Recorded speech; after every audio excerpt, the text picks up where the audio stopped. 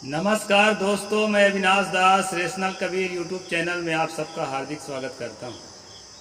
साथियों, यदि चैनल को सब्सक्राइब नहीं किए हैं तो सब्सक्राइब ज़रूर करें, शेयर करके अपने सभी ग्रुपों में सभी मित्रों के पास पहुंचाएं, बेल आइकन को प्रेस करें, ऑल नोटिफिकेशन ऑन रखें ताकि हर नया अपडेट आप तक पहुंच सके। लाइक और कमेंट ज़रूर करें दोस्तों। जैसा कि आप जानते हैं, इस चैनल का उद्देश्य किसी भी जाति, धर्म, संप्रदाय या व्यक्ति विशेष को आहत पहुंचाना नहीं है। इस चैनल का उद्देश्य है दोस्तों, जन जन में तार्किक बुद्धि का विकास करना और देश में एक वैज्ञानिक सोच को स्थापित करना, पाखंड, अंधविश्वास, जातिवाद और मानवता विरोधी ताकतों से मन को निकालना और समाज को निकालना। साथियों, कल मैंने जो वीडियो बनाया था मनुस्मृति पर, उसमें स्त्रियों के 6 दोष मनु ने बताया और 8 दोष जो है तुलसी दुबे ने बताया। उन दोनों का वर्णन मैंने विस्तार से बताया है और पुस्तक खोलकर बताया है। जो भाई बंधु, जो बहन नहीं देखे हैं, खासकर बहनों तक जरूर पहुंचाएं, वो बहुत महत्वपूर्ण है। तो साथियों, जो नहीं देखे हैं वो जरूर देखें। और आज जो है एक दूसरा प्रसंग मैं आपको बताऊंगा मनुस्मृति से हट करके। इसलिए साथियों, उसमें महिलाओं को मदिरा पीते हुए दिखाया गया कल वाला प्रसंग में, कि सबसे ज़्यादा शराबी स्त्रियां ही होती हैं, ऐसा बताने का प्रयास किया है लेखक। तो दोस्तों, अब इसमें ये सवाल पैदा होता है कि आज के युग में तो पुरुष ही अधिक से अधिक शराबी देखे जाते हैं, महिलाएं तो शराबी कम देखी जाती हैं। लेकिन क्या ऐसा हो सकता है कि उस युग में महिलाएं शराब ज़्यादा पीती रही हों? इसके लिए दोस्तों हमें वाल्मीकि रामायण का थोड़ा सा प्रसंग देखना पड़ेगा। मैंने उत्तरकांड के 19वां, 20वां और 21वां श्लोक के आधार पर एक वीडियो बनाया था, चैनल में पड़ा है, आप जाके देख सकते हैं। कि उसमें श्री राम जी अपने पत्नी सीता को अपने हाथ से दारू पिला रहे हैं। जैसे उसमें उदाहरण दिया है, ठीक उसी प्रकार जैसे इंद्र जो है अपने पति शची को पिलाया करते हैं, ऐसा वर्णन किया है दोस्तों। और साथ साथ राम को रमण करने में जो है कुशल बताया गया है। रमण का मतलब होता है संभोग करना। और उसमें कुछ महिलाओं को दारू पी के नाचते हुए भी दिखाया है उसी प्रसंग में। तो दोस्तों, इसमें आप ये सोचते होंगे कि राम को खराब बताया जा रहा है, कि सीता को खराब बताया जा रहा है, कि धार्मिक किताब को खराब बताया जा रहा है। ये तीनों बातें जो है सच नहीं है। मैं व्यक्तिगत रूप से मानता हूं दोस्तों, राम कथा कल्पना से सृजित एक काव्य है और उसके पात्र भी कल्पना से सृजित पात्र है। खास बात यह है समझने का कि जिस काल में किताब लिखी गई है, भारत के इतिहास के उस कालखंड में राजे रजवाड़े जो है स्त्रियों को एक भोग्य सामग्री, एक संभोग का एक टूल समझा जाता था, एक यंत्र समझा जाता था।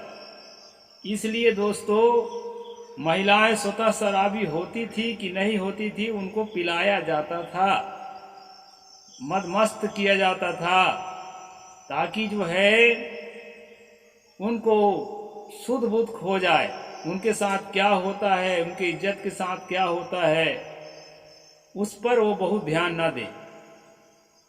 इसलिए उसमें पीते हुए दिखाया गया है दोस्तों।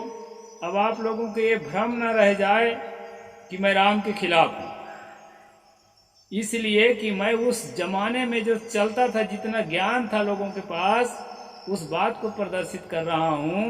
और उससे क्या नुकसान होता था समाज को, और आज भी उन चीज़ों को फॉलो करने से क्या नुकसान हो सकता है, आज के लिए भी प्रासंगिक है। आज भी लोग फॉलो करते हैं, राम को श्रेष्ठ मानते हैं, राम के आदर्शों को जीवन में जीना चाहते हैं।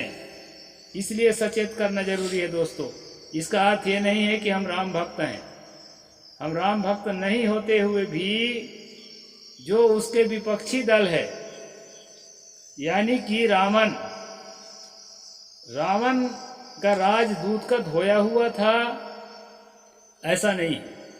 जितना मांस और मदिरा का सेवन राम के पक्ष के लोगों में और राम में देखा जाता है, उतना ही मांस और मदिरा का सेवन रावण के पक्ष में भी वाल्मीकि रामायण के अनुसार देखा जाता है।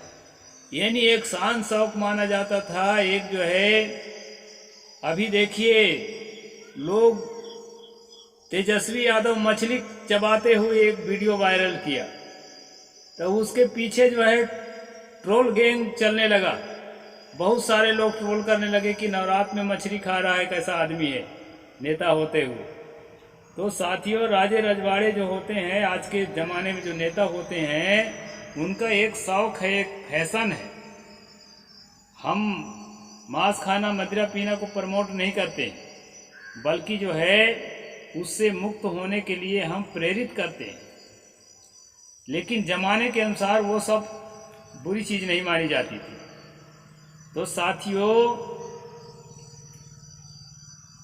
जिस दुर्गा के नवरात्र में मांस नहीं खाना चाहिए आप लोग कहते हैं, उस दुर्गा सप्तशती को पढ़िए, अभी भी प्रकाशित है दुर्गा सप्तशती।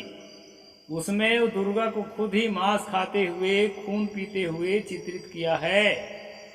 जिसकी हम उपासना करते हैं, जिसके आदर्शों में जीने के लिए हम 9 दिन जो है भूखा मरते हैं, वो खुद मांस खाते हुए, खून पीते हुए दिखाया है, कच्चा खून, उसी किताब में।